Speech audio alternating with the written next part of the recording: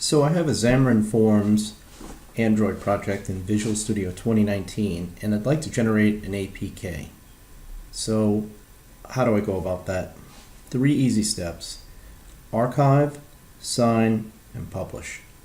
So the first step is we're going to archive it, but before we do that, we've got to make sure we're in a release configuration. So go ahead and click on the configuration drop-down. We don't want to be in debug, we want to be in release.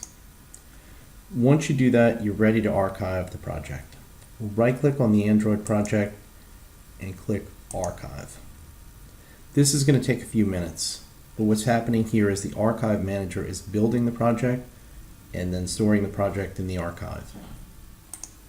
Now that the archive has built the project and stored it, we're ready for signing and publishing. So we'll go ahead and click on the archive and click Distribute.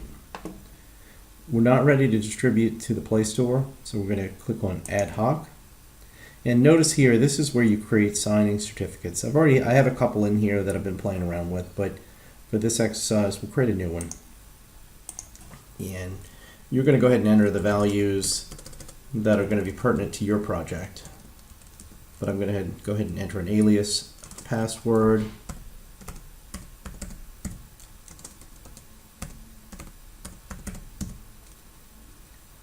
full name, let's call it Test APK, organizational unit self. Again, this will be unique to your project, but you kind of get the sense of what needs to be done here. Florida, US.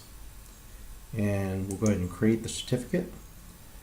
So here we go, Test APK certificate, save as. And then at that point, we can save the APK to the location of our choice. Go ahead and click Save. It's going to prompt us for the password. Okay. Click OK. And done. We can go and click on Open Folder. And this should show us where the APK was created. Thanks for watching.